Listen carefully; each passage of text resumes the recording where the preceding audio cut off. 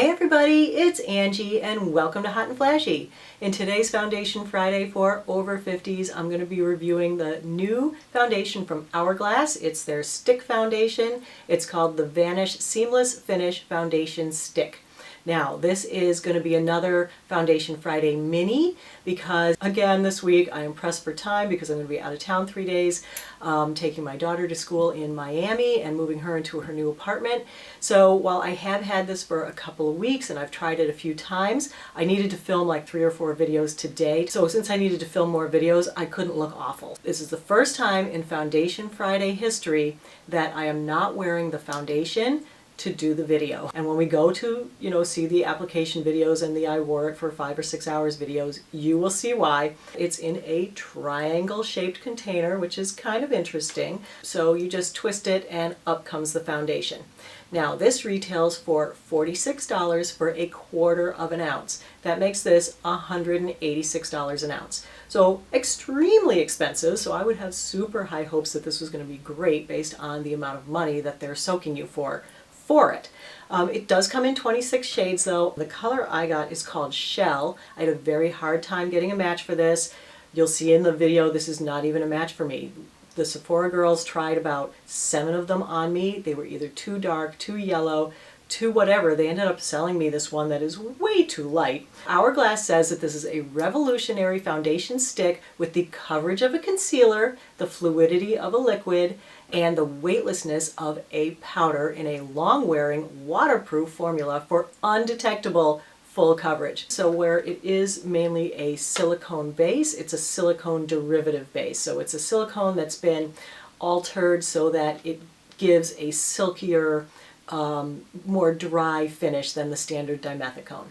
It also contains a lot of emollients, a lot of skin moisturizing and communicating ingredients, and some wax. It has no drying alcohol and no fragrance. So let's go into the first day footage and I'll show you how it went. You know that I always go for day 1 for the baseline application, which is no primer, applying it with my fingers. Hourglass recommended application method is that instead of dragging it across your skin, you just dot this on. 3 dots on each cheek, 3 dots forehead, 3 dots chin, 1 dot nose. It feels lighter and silkier than most stick foundations, but it was very difficult to blend. It was very stiff and kind of sticky and went on patchy. It was very time consuming to apply. So using the amount that they recommended gave very, very sheer, very spotty coverage.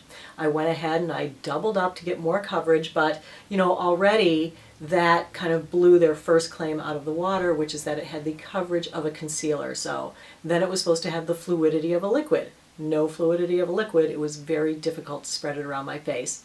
And then it was supposed to have the weightlessness of a powder, which I didn't feel it did. I felt like it was a little heavy to wear, a little waxy feeling. And even doubling up the amount, it still was only sheer to medium coverage. So it would take a lot of this stuff to build it up to the full coverage that they're saying that you should be able to get out of this because it's supposed to be so highly pigmented. It gave me sheer to medium coverage, but you would still need a concealer. And in general, it did not look good. It clings to every piece of dry skin. It's settled right into my pores and wrinkles. It sits unevenly on the skin and it's very obvious looking. Even from a distance looking in that little viewfinder with my 54-year-old vision, I could see from here that it looked awful. I think I looked much, much better without makeup on. I mean, usually the makeup does at least a little something for me and I prefer the look to nothing, but this one, pale color aside, I felt like I looked better with no makeup than with this. You know what I've decided, you guys? Life is too short to wear bad foundation. So I washed my face and I called it a day. So then moving on to day number 2, I decided to apply it, yes, the way that they recommend it. You use their primer, which is the Mineral Veil. Then, of course, they recommend their brush. So all in, if you were to buy the entire package, they're soaking you for $145 for this.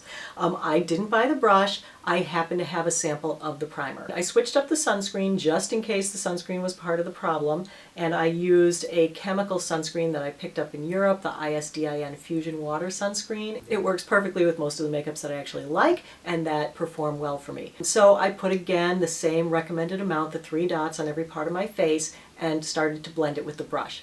I found that with the brush, it was just about the same as the fingers. It dragged, it pulled, it was difficult to blend. It went on very spotty. So while the brush and the primer made it go on slightly smoother and slightly better than the fingers method, they didn't help enough to save this stuff. It still looked bad. It was still very disappointing. It still had very little coverage. It was still patchy. It was still settling in my pores and wrinkles even with the first coat. Again, not enough coverage, so I decided to put on some more and try a different brush. So I tried my Artis Oval 7 brush, which I've been very happy with. It helps with foundations that are a little more problematic to apply, so I thought it would help with this. So the results were slightly better, but it was still kind of patchy. It still settled into my pores and wrinkles. It was still sitting on the surface looking waxy and obvious. I thought that this was supposed to have more of a matte to satin finish. It was kind of shiny and waxy looking, and I didn't love the finish on it. So I needed to put it to a wear test today because I didn't on the first day. So I threw a whole mess of makeup at it to try to make it look good. So I did use my IT Cosmetics Bye Bye Pores powder to kind of powder it down under the eyes and on the forehead and the places where I felt it looked shiny and waxy. I put on a bunch of bronzer to try to bring the color up to match more my skin tone. And, you know, I felt like it looked okay and I could go about my business and wear it for a few hours and see how it wore. At the 5-hour check-in, it was worn off on my nose, all my redness was coming through, all my pimples were showing again. I was just terribly disappointed and I felt like it just looked so very bad because, again, with those polka dot pores, where it didn't even wear for 5 hours, even with their primer and even with setting powder, I wasn't even going to try to get this to go further. So again, life's too short for bad makeup. I think I called it a day after that. I probably washed my face and that was it. So there was a day 3 on this. I didn't show you me applying it because I thought, why waste the time? But I did want to try it in case anyone was like, well, it was your sunscreen, it was your this, it was your that. So I tried it out on clean skin without sunscreen, half face with the Hourglass primer, half without. I applied with a dome-shaped brush so it matched more the brush that they recommended, and it was the same results. And here are the pictures to show you how truly hideous this looked and how I, again, was not going out of my house, much less out of my office with this. I didn't even want my family or my dog to see me in this. That's how bad it was. So I again washed my face and started the day anew. So that was the end of a super fun 3 days working with a terrible foundation. I was like, the writing is on the wall on this one between the outrageous expense that this thing costs, the other products you have to throw at it to make it look still hideous. It's just not worth it. So I gotta tell you guys, it is confirmed. This is by far the worst foundation I have ever tried, and I've tried a lot. So it is going back to the store. I was actually thinking of going back and returning this one because it was so light and exchanging it for a color that actually matches me, but I was like, what's the point? Then I will have bought 2, burned 2 of their products. You know, maybe there's somebody out there who actually likes this. Why should I be, you know, buying and returning, when truly I hate it. So just going back briefly to their claims, which was that it was supposed to have the coverage of a concealer. Did it have the coverage of a concealer? Absolutely not.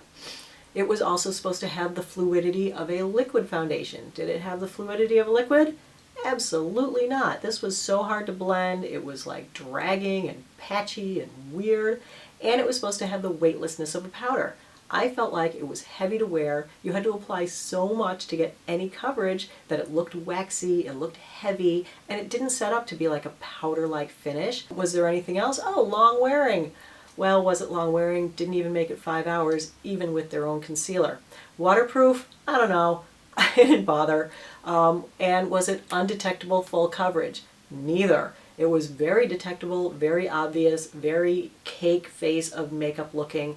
And I don't think you could ever get full coverage out of this stuff unless you burn through half of the tube trying to put on so much. And I mean, it was cakey and gross looking and heavy with just a little bit. Imagine what it would be like if you tried to actually build this up to full coverage. So it was an epic fail on all counts. And so the search continues. So I hope you enjoyed the video, everybody. I hope you found it helpful and informative. As always, I thank you so much for your time. If you like the video, please consider giving me a thumbs up on it and subscribing to my channel for more Foundation Fridays, makeup reviews, anti-aging, skincare, and everything that we do here on Hot and Flashy. Take care and have a great week, and I will see you when I get back from Miami. Bye-bye.